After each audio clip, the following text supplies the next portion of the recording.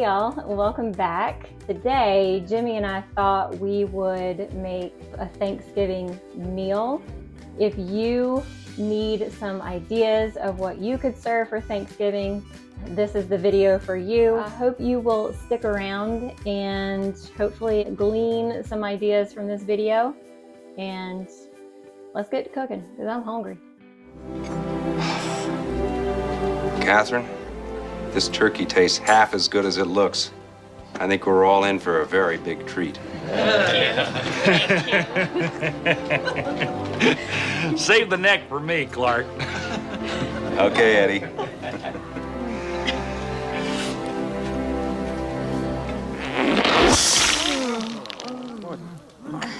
Look at that. Why are you crying? Huh? I told you we put it in too early. Oh, it's just a little dry. It's fine. I told you. Now, to begin this Thanksgiving feast, I'm going to start by preparing the turkey and gravy. And so the turkey we're going to use is just 2 tenderloins. I prefer the tenderloins over your traditional turkey because I'm not all about cleaning out a real turkey. I'll probably gag.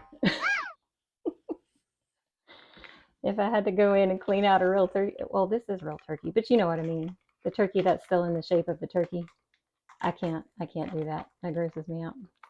All right, so I'm going to empty out these 2 tenderloins into the crock pot. If you've never had turkey tenderloins, to me, they look like just large chicken breast. And so again, super easy to throw this turkey and gravy together. All right, so I'm going to season them with salt and pepper. I like lots of pepper. If I had to choose between salt and pepper, I think I would choose pepper, to be honest. Over the 2 turkey breast or 2 turkey tenderloins, I'm going to add a cream of chicken soup, 1 can. This is the low sodium cream of chicken soup. And it's low sodium because the other ingredients we're going to add have salt in them already. And so you don't want to overdo it on the salt. Now, if you love salt, really love salt, go for it. Get the regular sodium one. After that, you're going to add 2 packets of turkey gravy mix. I can't wait to eat this. It looked really good on Mandy in the Makings video, which I believe she got it from a website called Plain Chicken. That gravy smells good. Right, the last thing that's going to go in there is chicken broth, and we're going to do a 1/2 cup. You can do water if you prefer, but chicken broth is going to give this some extra flavor, and we all about that extra flavor. All right, stir everything around in there. Oh, I can't wait to eat this. All right, that should be good. This is going to go on high for 4 hours.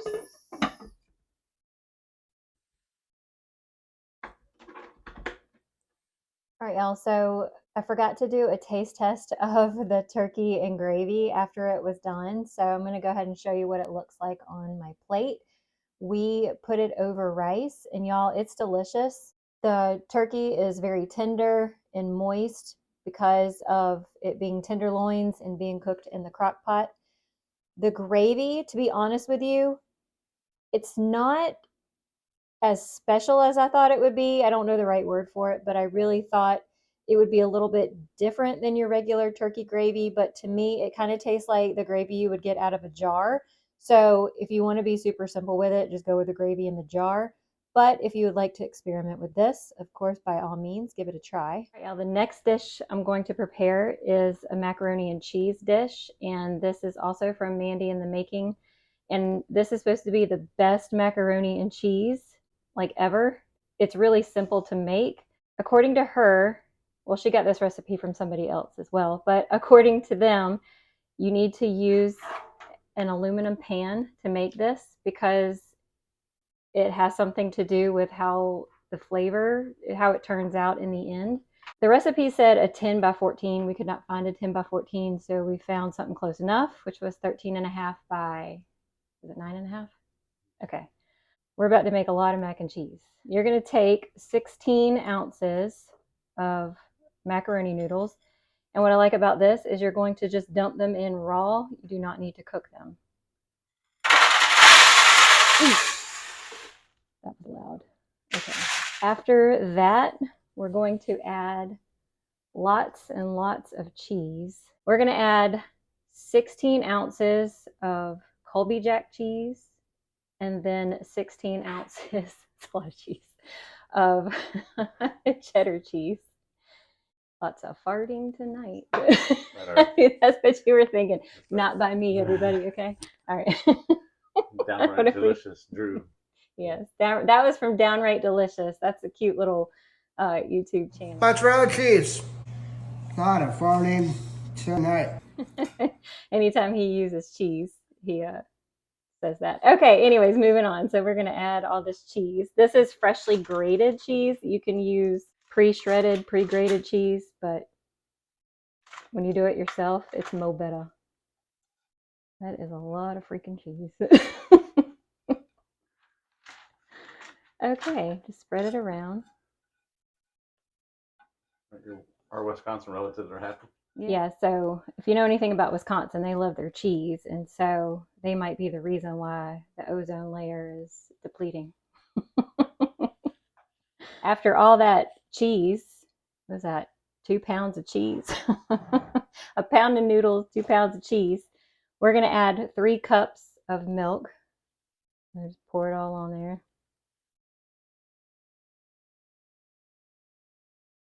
And cheese and mac and cheese. Now I'm going to add 2 cups of heavy cream.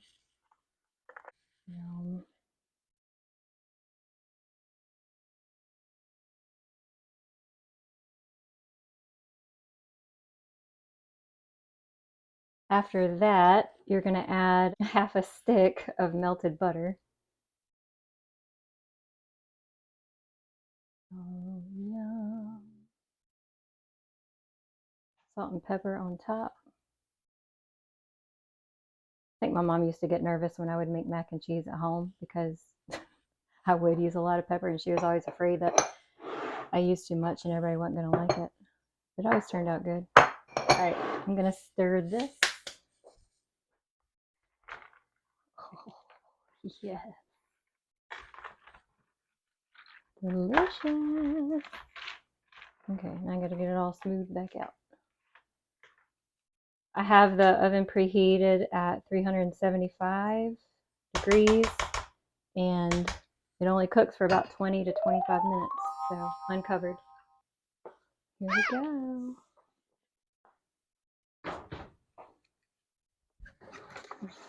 I want to make sure the noodles got done, but I don't want to mess it up. I'm going to squeeze a little bite out of here. Some of them didn't get done. You can see it? Oh, right there on top. Dang. Still looks a little bit juicy. Look at that. Yeah. All right. So I wonder if you mix it up a little bit, like stir it, and then put it back in there, or cover it. Okay. Oh, gosh. Did I read the directions right? I swear I read the directions right. Oh my gosh, that is not done at all. All right, well, Mandy's did not look like that. What did I do wrong?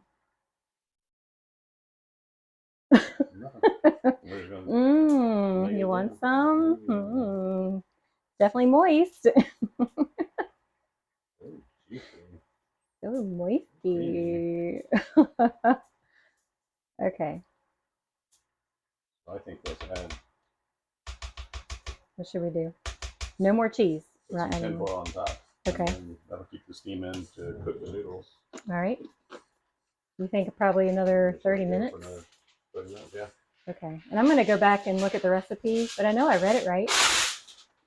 I probably messed up somewhere, but you know what? It's all going to be good.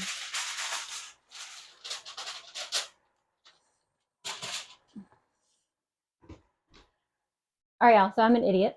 I did not read the directions carefully. I skimmed through them. And y'all, I used to be a teacher, and I used to fuss at my kids for not reading directions carefully. And here I am not reading directions carefully. You want to fuss at me, Jim? Okay, so anyways, in the recipe, the 20 to 25 minutes was not for the amount of time that the macaroni needed to cook. It was for taking it out after 20 to 25 minutes and giving it a stir and putting it back in for a total of 1 hour. So I took the tinfoil off. We got it back into the oven. We're going to let her cook for, we got about 25 more minutes to go, and hopefully it won't be soupy and everything will be done. 1 full hour later. Does that sound like a...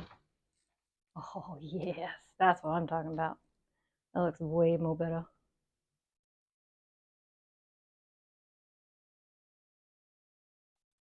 Mm-hmm. Oh. Oh my gosh.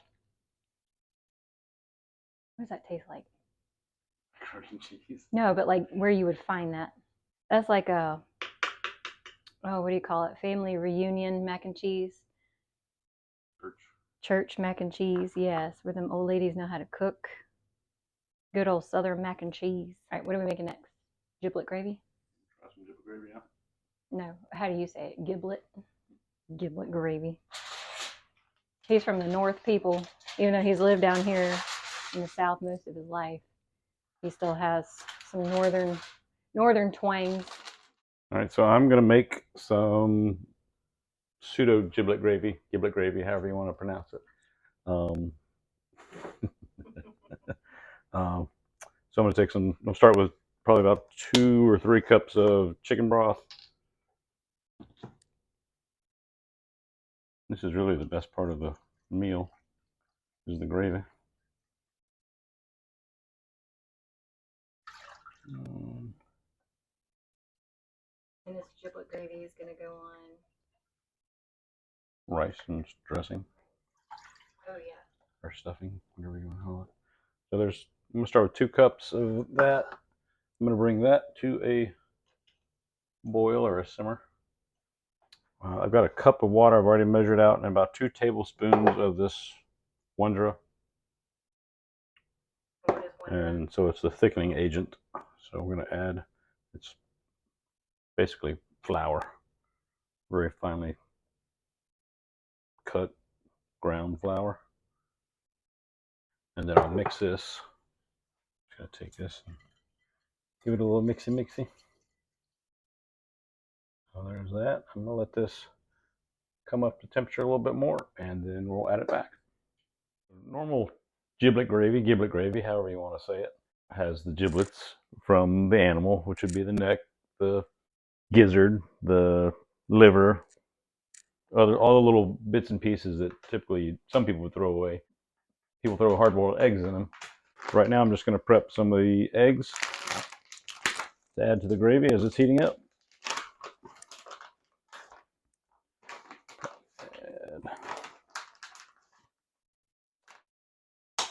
I just dice these up. I think that's going to be enough for our gravy. All right, so I got my stock or broth coming up to a boil. I've got the water with the Wondra or the thickening agent in it. We're going to add this to the chicken stock to hopefully thicken it up a little bit to the consistency that we want. I'm going to add a little pinch of pepper and a pinch of salt. Another little stir. Give it a minute to come back to temperature, and we'll see what it looks like. All right, as it starts to heat up, you want to kind of continue to whisk it, and it should start thickening up a little bit more. It's already started to come into a better consistency. And if it's too thick, you can add a little bit more water or chicken broth to it, or if it's too thin, we'll add another little tablespoon or so of the Wondra or flour.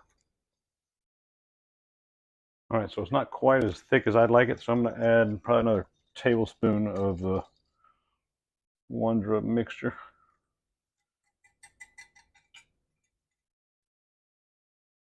A little bit thicker, it's more the consistency I like. So now I'm going to add the eggs. Splatter everywhere. So this is going to thicken it up a little bit as well. This is also the step you'd add some of innards, or once the turkey's done, or the meat of your choice, you can throw bits and pieces in here. We're just going to let that kind of sit and stay on low for the next 30 minutes and stir it every so often. Now, when it comes to giblet gravy, we like to put our giblet gravy on rice, but since the turkey and gravy are on the rice, I'm going to add it on top of the stuffing. And y'all, the flavor, of course, is just gonna, it's just gonna taste like chicken stock or chicken broth, because that's basically all that's in it. The eggs don't give it any flavor, it just gives it texture, and it helps moisten up the stuffing if you need to add a little extra moisture to it. So that's how we like to use our giblet gravy. The next dish I'm going to make is green beans. This recipe came from Collard Valley Cooks on YouTube. Tammy, she calls them grainy green beans. I call them cooked to death green beans because I'm going to be cooking these green beans to death. For this recipe, we're using the Hanover cut green beans, but you use your favorite. This is what, 2 pounds? 38 ounces.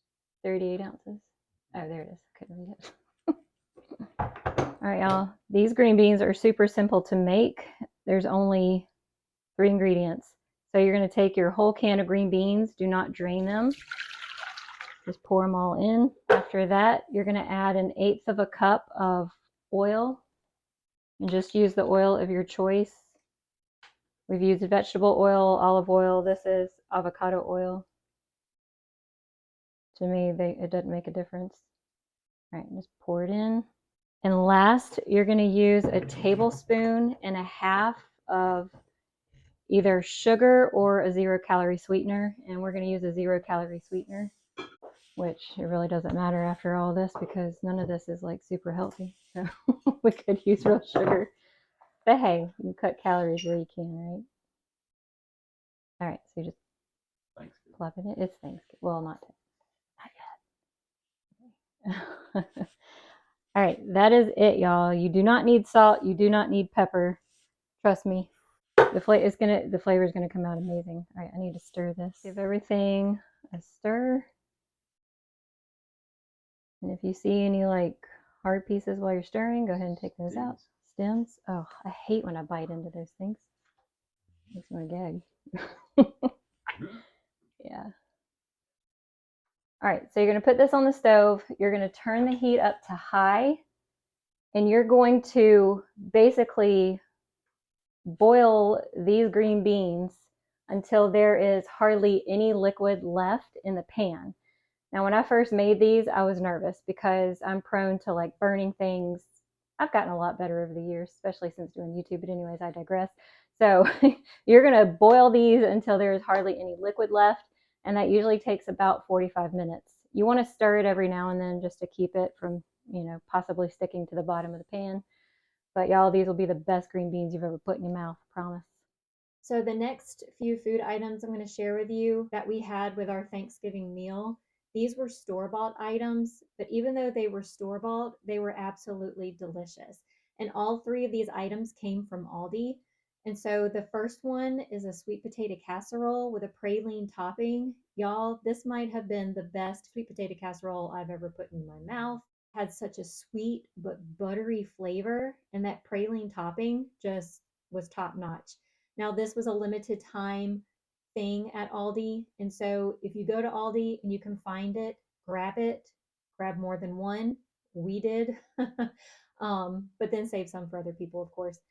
The next food item we had were these Parker House style rolls from Sister Schubert's. Now, I have seen these at other grocery stores, so you should be able to find these in other places besides Aldi's. These are sweet, they're moist, they're fluffy, they're amazing. The last food item that we had was this Hawaiian bread stuffing. And y'all, it tasted like legit stuffing. It tasted way better than your stovetop that, a lot of people are probably used to. This is not a limited time item. You should be able to find it. They also have several other options out there for you to try. Absolutely delicious. So we are going to go and enjoy our delicious Thanksgiving meal. I hope that you were able to get some ideas from this. I hope that you were inspired to try something new. And happy Thanksgiving, everybody. And I will see you in the next video. Bye. Refrigerator. Because it'll get everything hot. Not hot, but you know. All hot.